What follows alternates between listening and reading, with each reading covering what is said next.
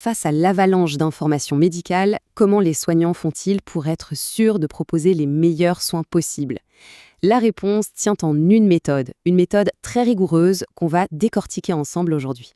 C'est vraiment la question centrale dans la pratique d'aujourd'hui. Il ne s'agit plus de se fier uniquement à son intuition ou à son expérience, non. Il s'agit de trouver des preuves solides, fiables, à jour. Mais comment on fait ça de manière systématique? Alors, voici notre programme. On va commencer par les bases avec la médecine basée sur les preuves. Ensuite, on verra pourquoi la recherche est un vrai défi. Puis, on découvrira la solution, la méthode Prisma et son fameux diagramme de flux. Et pour finir, on comprendra pourquoi tout ça, c'est absolument essentiel. Allez, on y va. Tout part d'un principe fondamental qui a franchement révolutionné la façon de soigner. Ce concept, c'est l'Evidence-Based Practice, ou EBP. Et ici, chaque mot compte. Consciente, ça veut dire qu'on sait ce qu'on fait. Explicite, ça veut dire qu'on peut tout tracer, tout expliquer. Et judicieuse, qu'on a un regard critique. Le but, c'est d'utiliser les meilleures données qu'on a sous la main pour chaque patient, de façon personnalisée. Mais attention, l'EBP, c'est pas juste de la science froide et des chiffres. C'est un équilibre subtil, un peu comme un trépied. Il y a les données de la recherche, bien sûr. Il y a aussi l'expertise, le raisonnement du professionnel. Et, tout aussi important, il y a les valeurs et les préférences du patient. La meilleure décision, elle se trouve pile à l'intersection de ces trois cercles. Bon, trouver les meilleures données, c'est bien beau sur le papier. Mais en pratique, c'est une autre histoire. Le volume de publications scientifiques est juste colossal. C'est un vrai défi. Il faut s'imaginer que chaque jour, des centaines de nouvelles études sortent.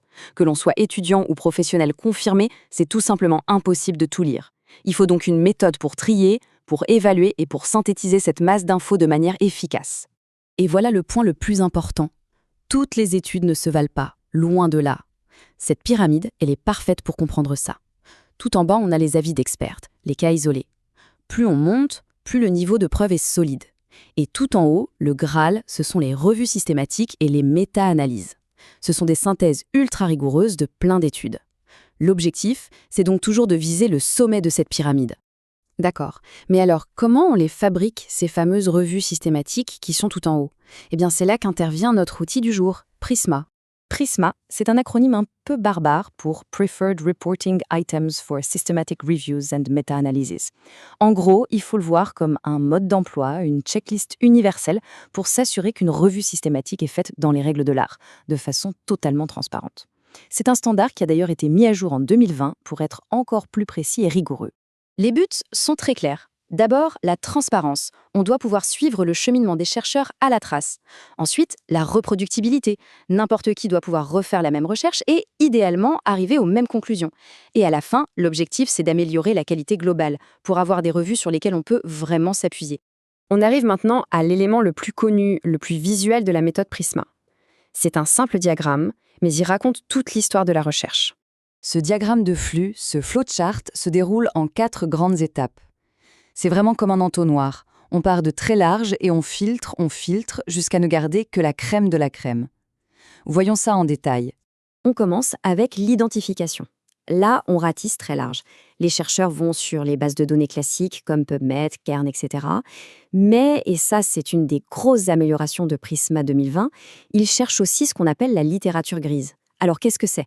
Ce sont les thèses, les rapports gouvernementaux, les actes de conférence, en gros tout ce qui n'est pas publié dans des revues scientifiques traditionnelles. C'est super important pour avoir une vision complète et éviter les biais. À la fin, on note le nombre total de documents trouvés. Étape 2, la sélection, ou le screening. On fait un premier grand ménage. D'abord, on enlève tous les doublons. Ensuite, on fait un tri rapide en lisant juste les titres et les résumés. Tout ce qui est manifestement hors sujet, hop, ça dégage. Troisième étape, l'éligibilité. Là, ça devient plus intense.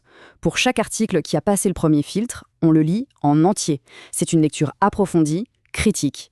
Et le point essentiel, c'est que pour chaque article qu'on décide d'exclure à ce stade, on doit noter précisément pourquoi. C'est ça la clé de la transparence. Et enfin, l'inclusion, c'est la ligne d'arrivée. On obtient le nombre final d'études qui cochent absolument toutes les cases. Ce sont ces études-là, et seulement elles, qui vont être analysées. On peut partir de milliers d'articles au départ et n'en garder qu'une petite dizaine à la fin. Bon, on a vu la mécanique, mais maintenant la question c'est pourquoi est-ce que cette méthode est si fondamentale, autant pour la formation que pour la pratique de tous les jours? Cette grille de notation, elle est typique de ce qu'on trouve dans les études de santé et elle est très parlante. Regardez, la partie sur la transparence, selon la méthode Prisma, ça vaut 4 points sur 20. C'est énorme. Ça montre bien que savoir utiliser Prisma aujourd'hui, ce n'est plus une option, c'est une compétence de base, une exigence. En résumé, Prisma, c'est un gage de confiance, de rigueur et de clarté. Mais il ne faut pas oublier le but final de tout ça, s'assurer que les décisions qui sont prises pour un patient reposent sur la science la plus solide et la plus transparente possible. Alors maintenant, la prochaine fois qu'on lira une revue systématique, le premier réflexe à avoir, c'est de chercher ce diagramme de flux Prisma. C'est la carte d'identité de l'étude, la preuve de sa rigueur, c'est le signe d'une science bien faite au service de la santé.